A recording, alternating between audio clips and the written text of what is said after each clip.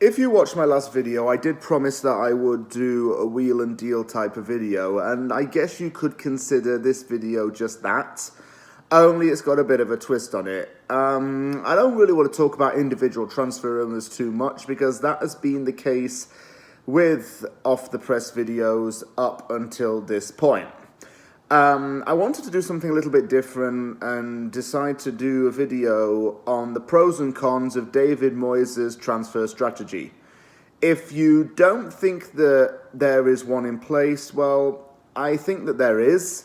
It just doesn't get implemented until very late in the transfer window.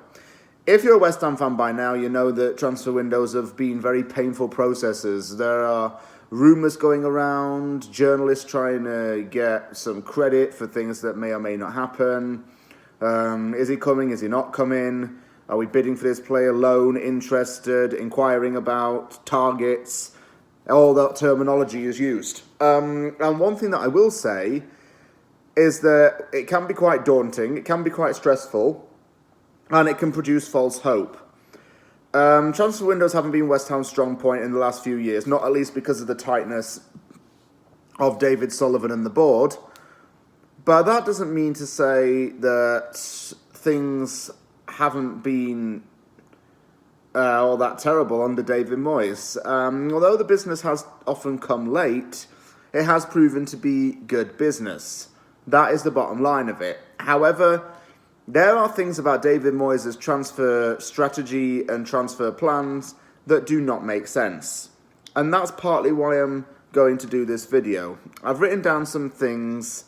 There are 5 bad things and there are 5 good things about David Moyes' transfer strategy and why I think it does and does not work. There are always going to be flaws with this kind of thing. A lot of clubs have different attitudes towards transfer windows.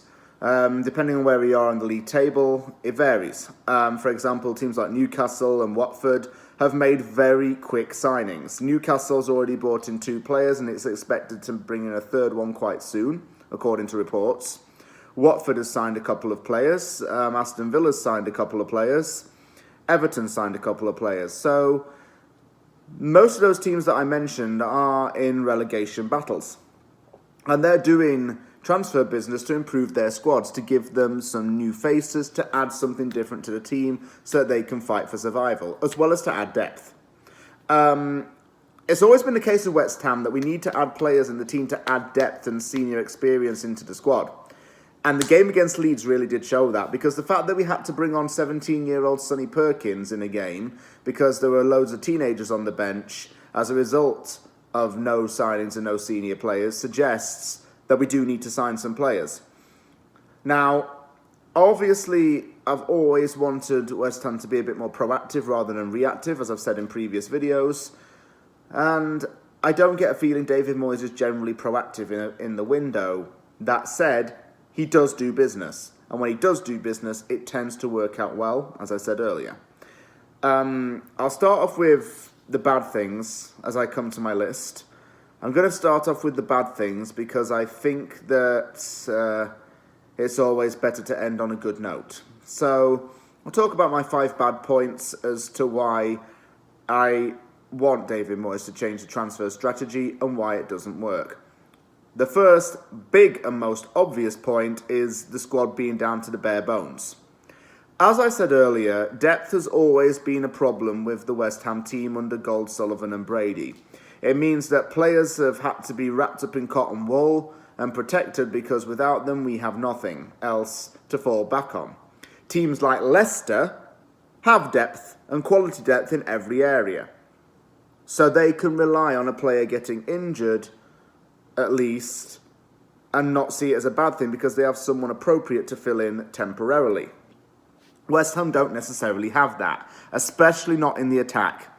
If Bowen or Antonio go down, we have no one really that can go up top. If Rice goes down, well, we do have Alex Krall, but he does not play. When Zuma went down, we had Issa Diop. In the past, it used to be things like, Fabianski going down, we had Roberto, and he wasn't exactly a competent backup. It's things like that. you need to have good backup options. David Moyes has had to sub off Antonio in games later on in the second half to protect the latter's hamstrings. Because Antonio's our only recognised striker. The fact that Antonio had to have a specialist doctor travel with him on international duty to check that Antonio wasn't going to do his hamstrings in, to make sure that he was still fit and healthy, ready for his return to England. Antonio's had to be cotton wool wrapped and bubble wrapped to protect him and his hamstrings. Because when he goes down, there's nothing there. You know, we have nothing else up front in terms of physicality. We have nothing up front in terms of potential goals and assisting. You also need to look for the future as well. Don't forget, and I'll use him again, Antonio is 31 going on 32 this year. You need to look at the future for a younger striker that you can develop to fill in that gap and take on that crown in years to come. And that's what you should be doing for the future. I'm always one of those people who, when I think of transfer windows, I think about what West Ham could do for the future. And that's why in those scouting reports I pick young players. I don't really tend to pick anyone who's too old, because I want to look for the future. And David Moyes should do that as well. So Beaverdin's squad down to its bare bones does not help. It's not about self-reliance. It's not about when the going gets tough, the tough gets going. Because that's not what it is. You have to be prepared for the worst to happen and then having something to fall back on when the worst does come to light. The second point I've made is losing targets. Players we are linked with go elsewhere and then they end up being the ones that got away. I'll give a really good example of that. How many strikers have we been linked with over the last few years? Tons. I couldn't even give you a number off the top of my head. I had to think for a minute there. I couldn't even give you a number. We've desperately needed a striker for so long. And the irony of that, we've been through well over 50 strikers in the last 11 years or so. How mental is that? And not only that, we don't sign suitable strikers all the time. And we have no depth in that position. We're constantly in need of a striker. Everyone's saying in this window, yeah, we need a striker. Yeah, I agree. I think we need to get like 2, in all honesty. So we have Antonio, striker A, striker B. We have someone to fall back on. And we don't. And again, that's what it comes down to. Depth. But my point is, in this second point, players we get linked with end up going elsewhere and doing a really good job. And then we as fans end up saying, oh, I wish we could have had Zomso. Oh, Zomso would have changed this team. Zomso would have made a difference. And losing targets is a result of faffing around. Third point. This one is quite obvious as well. There's the potential for panic buying. David Moyes to make a panic loan, to get in a stopgap, even though he said that he doesn't want to.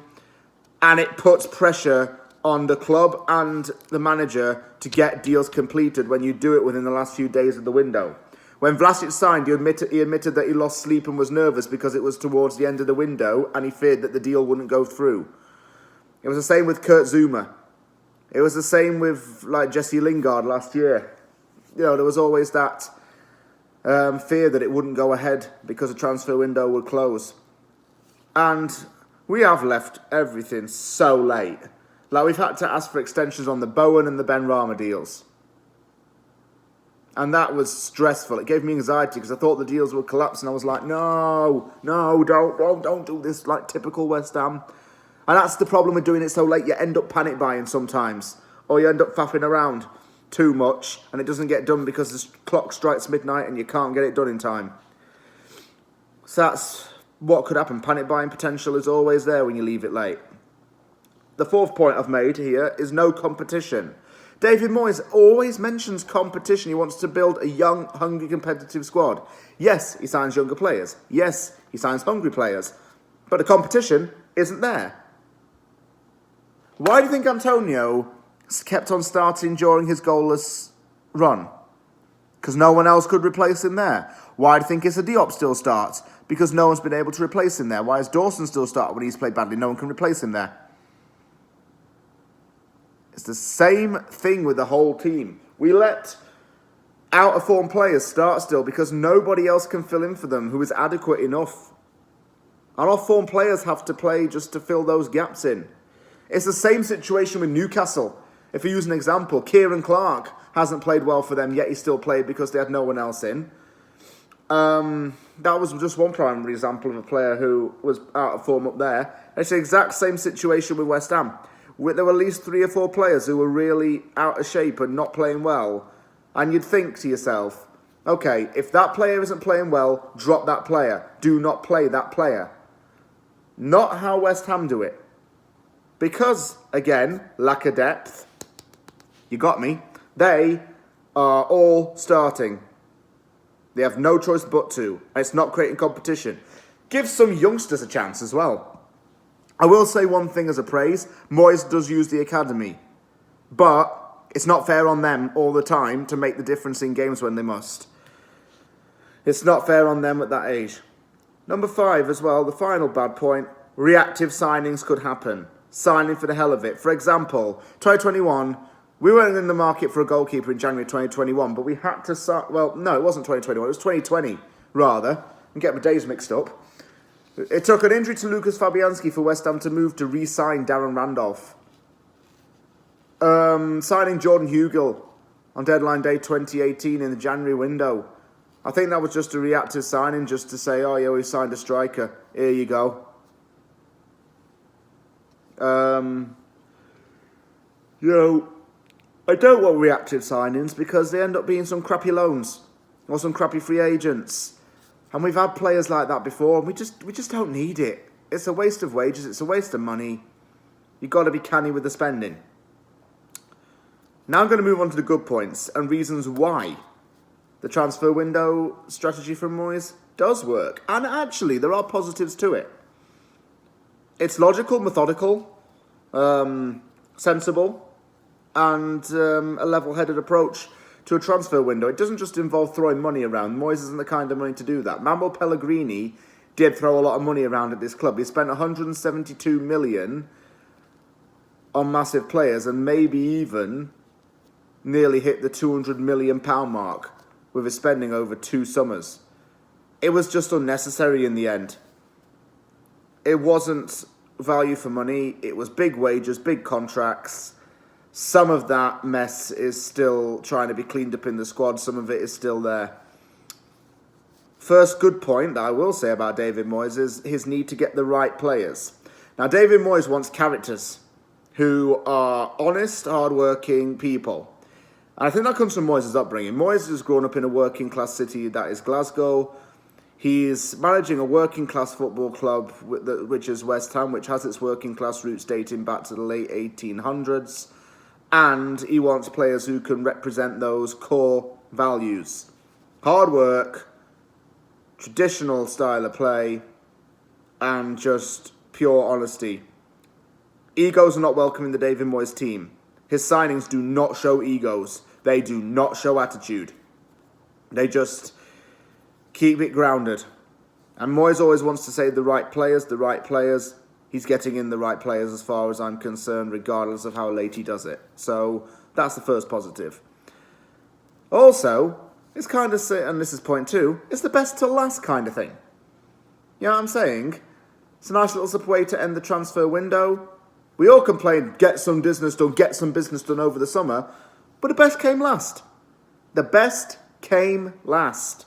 And it did. And it happened in January 2020. It happened in January 2021. Happened summer 2021. May happen this winter. Souček, Bowen, Lingard, Zuma, Vlasic, all signed in the last few days of the window. Oh, Alex Kroll did as well. They all played well for the team. And they're all players that he personally wants. And that's the thing as well. As a little side point, the board might feel a little bit of pressure to keep Moyes around, so might bow down to him when he wants a specific player. That was the case with Souček, and that was the case with Zuma. That Zuma deal could have fallen through because of some injury stuff. Had that actually happened, David Moyes should have just resigned on the spot. I would have if I were him, but it didn't happen, and Zuma went through. So the board might feel a bit of pressure to keep Moyes on there, just in my opinion. But saving the best till last certainly is not the be-all and end-all. The third point I'm going to make is that Moyes doesn't tend to act on transfer rumours. He's someone who doesn't really use social media, doesn't read the papers. He doesn't want leaks coming out of the club. He doesn't want certain people called Sean Whetstone and Hugh Southern making up transfer rumours about players such as Alfonso Aurelio and strikers such as Paul Pogba in their articles. He wants to talk about, honesty, no false promises, and that's one thing Moyes says, I can't promise anything. And you know what? It's a negative thing to say, I suppose, but in the end of the day, it's an honest thing to say. Don't promise something that you can't follow through with. And if he can't promise us the world, that's fine. I don't expect him to. He admits he doesn't want to promise West Ham fans the world. Great, okay. Totally respect that. He doesn't act on these rumours. He's gotten players actually off the radar that we wouldn't have thought of. Vlasic I wouldn't have thought was for us to sign. Souček I hadn't actually heard of all that much before he signed. Jared Bowen wasn't someone that I expected to come, but he did. So he doesn't act on what the papers say. He doesn't act on what the internet says. He just does it by his own accord. Fourth point is that it allows him to find players within a lot of time, even if it is late. I'm not sure what Moyes and Newman are doing right now, but they now have got the tools to work at the club. There's a scouting network, which we'd also wanted for a while. We've got a director of football ahead of recruitment, which we'd wanted for a while, we being the fans. He has the tools to succeed, Moyes. And if he's got to have extra time to find his players just to sign them at the end, so be it. I've gotten to a point where I can trust his judgment because of how far he's taken us up the table. People have said on Twitter and things like that they want Moyes out if we don't sign a striker. Yeah, I'll be absolutely fuming if we don't sign a striker, don't get me wrong, because it's a priority position. If he doesn't do it, he doesn't do it. It's not a sensible thing to do right now, to go strikerless. But at the same time, Moyes is the man in charge. You could not do a better job than David Moyes, you being the viewer. You could not do a better job than David Moyes, no matter what you think. Do you think you could manage that team? Do you think you could get that team playing well again? I don't think so. You couldn't have taken the team into dizzy heights of the top half of the table. You couldn't have taken the team into Europe. You couldn't have taken the team top of the Europa League group. You couldn't have done that. So don't even think you can try to do that. Give Moyes your trust and he will repay you. Everton fans can attest to that. West Ham fans, we can also attest to that. Giving the extra time for him to look for players pays off in the end. And the perk of that actually is that, and the final point is that the players will be ready almost immediately to jump into the action. If you think about it, if you sign at the end of the window, the season's already started or it's already at a halfway point. So the players will have time to settle quickly into the team. They'll have no choice but to, but it'll also be raring to go. And the perk of that is they're usually going to be match fit. They're usually going to be ready to come on.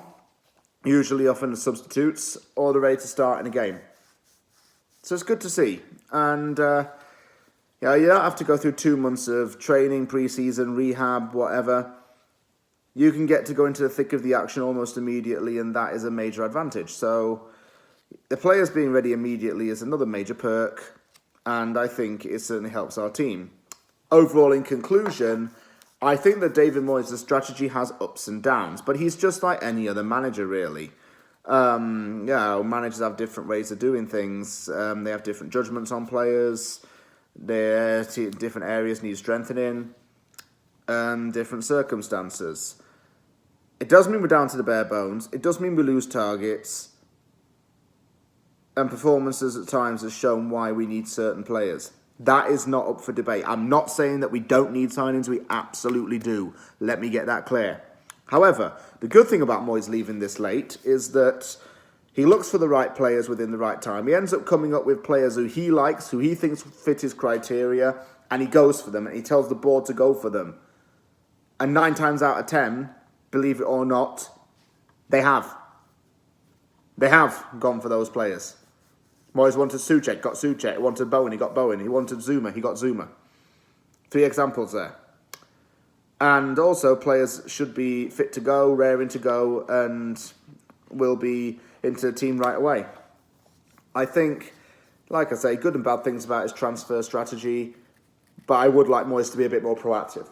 I want him to sign players a lot earlier, get his business done earlier, so we can have some depth for a big run of games. But also, if it comes at the end, then it's not the end of the world. He will have at least signed some players. He will have spent some money. And I trust him to make the right signings. Thank you very much for watching this episode of Wheel and Deal. If you liked the video, hit that like button and don't forget to subscribe for more content. Take care, everybody, and I will see you all soon.